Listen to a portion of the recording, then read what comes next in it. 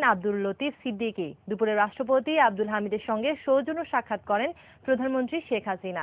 সেখানে ডাক, টেলিযোগাযোগ ও তথ্য প্রযুক্তি মন্ত্রী আব্দুল লতিফ সিদ্দিকীকে মন্ত্রিসভা থেকে অব্যাহতি দেওয়ার ব্যাপারে সংবিধানের ৫৮-২ ধারা অনুযায়ী রাষ্ট্রপতিকে পরামর্শ দেন প্রধানমন্ত্রী। প্রধানমন্ত্রীর পরামর্শে রাষ্ট্রপতি সংবিধানের ৫৮-১ গ ধারা অনুযায়ী লতিফ সিদ্দিকীর মন্ত্রী পদে নিয়োগের অবসান ঘটানোর ফাইলে স্বাক্ষর করেন, যা ইতিমধ্যে প্রজ্ঞাপন আকারে জারি হয়ে গেছে বলে জানিয়েছেন মন্ত্রিপরিষদ সচিব মোশাররফ হোসেন ভূঁইয়া। গত ২৮ সেপ্টেম্বর প্রধানমন্ত্রীর সফরসঙ্গী হিসেবে মার্কিন যুক্তরাষ্ট্রে ভ্রমণের সময় নিউ ইয়র্কে এক আলোচনা সভায় হজ এবং তাবলিগ সহ ধর্মীয় বিষয়ে অবমাননামূলক বক্তব্য দিয়েছিলেন লতিফ সিদ্দিকী। গণপ্রজাতন্ত্রী বাংলাদেশের সংবিধানের ৫৮ অনুচ্ছেদের ১ দফার গ উপধারা অনুযায়ী ডাক, টেলিযোগাযোগ ও তথ্য প্রযুক্তি মন্ত্রণালয়ের দায়িত্বে নিয়োজিত মাননীয় মন্ত্রী জনাব আব্দুল লতিফ সিদ্দিকীর মন্ত্রী পদে নিয়োগের অবসান হয়েছে। সন্ধ্যার সময় আওয়ামী লীগের কেন্দ্রীয় ওয়ার্কিং কমিটির মিটিং আছে এবং সেখানে দলের যেসব পদগুলো আছে, প্রেসিডিয়ামের সদস্য পদ এবং দলের প্রাথমিক সদস্য পদ, সে ব্যাপারে সেখানে সিদ্ধান্ত গ্রহণ করা হবে। এবং মাননীয় প্রধানমন্ত্রী কথাও প্রেস কনফারেন্সে বলেছেন যে এই ব্যাপারেও সিদ্ধান্ত তিনি কিছু নিয়েছেন এবং আমরা সবাই আশা করি যে, এবং তিনিও আশা করেন যে প্রধানমন্ত্রী দলীয় প্রধান হিসাবে সেখানে যে সিদ্ধান্ত দেবেন, দলের ওয়ার্কিং কমিটির সকল সদস্য সেটিকে অনুমোদন দেবে।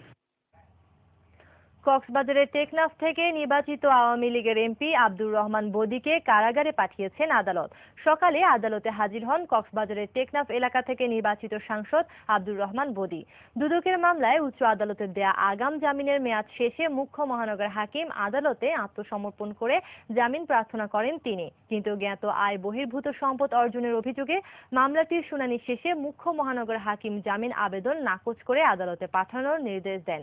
১০,৮৬,৮১,৬৬৯ টাকা মূল্যের সম্পদের তথ্য গোপন এবং অবৈধভাবে অর্জিত সম্পদের বৈধতা দেখাতে কম দামি সম্পদকে বেশি দাম দেখানোর অভিযোগে গত ২১ আগস্ট এমপি আব্দুর রহমান বদির বিরুদ্ধে রমনা থানায় মামলাটি করে দুদক।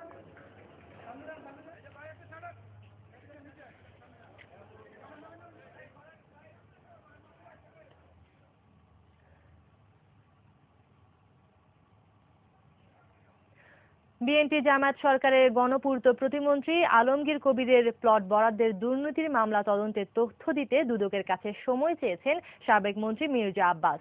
মির্জা আব্বাস গণপূর্ত প্রতিমন্ত্রী থাকা অবস্থায় প্রতিমন্ত্রী আলমগীর কবির অবৈধভাবে ঢাকা সাংবাদিক সমিতিকে প্লট বরাদ্দ দেওয়ার অভিযোগে তার বিরুদ্ধে মামলা করে দুদক। সে মামলায় মির্জা আব্বাসের সংশ্লিষ্টতা যাচাইয়ে তাকে আজ জিজ্ঞাসাবাদ করার কথা। তবে তিনি দুদকে হাজির হলেও তথ্য দেওয়ার জন্য সময় চেয়েছেন বলে জানিয়েছেন মামলা তদন্ত কর্মকর্তা উপপরিচালক যতন কুমার রায়। দুদককে কিছু না বললেও মির্জা আব্বাস দুদকের সামনে অপেক্ষমান গণমাধ্যম কর্মীদের বলেছেন, প্লট বরাদ্দে কোনো অনিয়ম হয়েছে বলে আমি মনে করি না। এদিকে একই মামলায় দুদকের কাছে সাক্ষী দিয়েছেন নৌমন্ত্রী শাহজাহান খান। পাট ও বস্ত্র সহ ব্যক্তি খাতে থাকা সব বন্ধ শিল্প কারখানা প্রয়োজনে উদ্ধার করে সেগুলো নতুন করে চালুর নির্দেশ দিয়েছেন প্রধানমন্ত্রী। সকালে সচিবালয়ে বস্ত্র ও পাট মন্ত্রণালয় পরিদর্শনে গিয়ে প্রধানমন্ত্রী এই নির্দেশ দেন। একই সঙ্গে তিনি কেবল রাজধানীতে নয়, সারা দেশে শিল্প কারখানা গড়ে তোলার আহ্বান জানান। প্রধানমন্ত্রী জানান, সরকার এরই মধ্যে ৫টি বন্ধ পাটকল চালু করেছে। বেসরকারি খাতে ছেড়ে দেওয়া হয়েছে অনেক শিল্প কারখানা, তবে সেগুলোর অনেকগুলোই এখনো বন্ধ। সেগুলো চালু করতে হবে। নতুন করে আর কোনো শিল্প কারখানা ব্যক্তি খাতে ছাড়া হবে বলেও জানান প্রধানমন্ত্রী। আমরা সিদ্ধান্ত নিয়েছি যে আমরা আর ওই ইন্ডাস্ট্রিগুলিকে ওই ব্যক্তি মালিকানা বিক্রি করার পদক্ষেপ নেব না, বরং ইতিমধ্যে যারা এটা আপনাদের মনে রাখতে হবে, শিল্প মন্ত্রণালয়কে নির্দেশ দিয়েছে এবং শিল্প মন্ত্রণালয়কে আরো উদ্যোগ নিতে হবে। সেটা হলো যেসব শিল্প কলকারখানা যারা ব্যক্তি মালিকানায় কিনে নিয়েছে চালু করবে বলে এবং নির্দিষ্ট সময়ের মধ্যে যারা চালু করে নাই তাদের হাত থেকে সেগুলো উদ্ধার করতে হবে। উদ্ধার করে সেগুলি যথাযথভাবে চালু করার ব্যবস্থা নিতে হবে। ঘূর্ণিঝড় হুদহুদের খবর।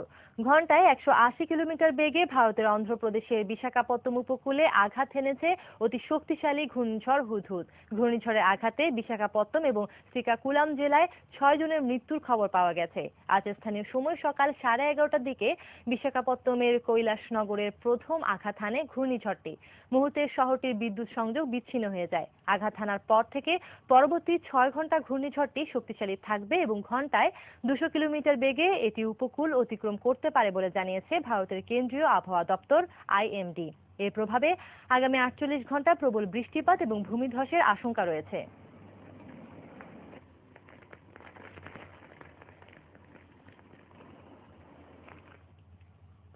বাংলাদেশে হালকা বৃষ্টি ছাড়া হুদহুদের তেমন কোনো প্রভাব পড়বে না বলে জানিয়েছেন বাংলাদেশের আবহাওয়া অধিদপ্তর। তবে চট্টগ্রাম, কক্সবাজার, মংলা ও পায়রা সমুদ্র বন্দর সমূহকে যে স্থানীয় 3 নম্বর সতর্কতা সংকেত দেখিয়ে যেতে বলা হয়েছে তা আজ রাত পর্যন্ত অব্যাহত থাকবে। তবে বড় ধরনের কোনো প্লাবনের সম্ভাবনা নেই বলে জানিয়েছে আবহাওয়া অধিদপ্তর। একই সঙ্গে আগামী নভেম্বরে আবারও ঝড়ের আশঙ্কার কথা জানিয়েছে আবহাওয়া অধিদপ্তর।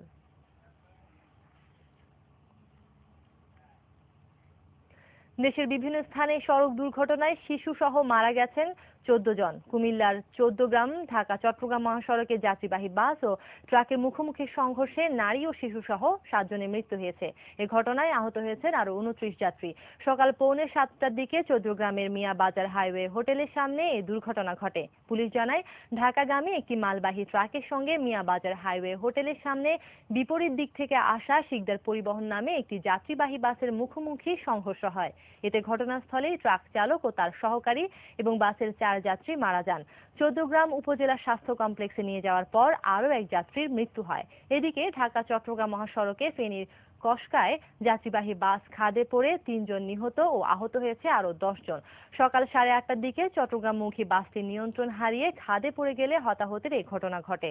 আহতদের ফেনী সদর হাসপাতালে ভর্তি করা হয়েছে। এদিকে যশোরের শার্শায় এবং নাটোরের বড়াই গ্রামে এক শিশু সহ 2 জন মারা গেছেন।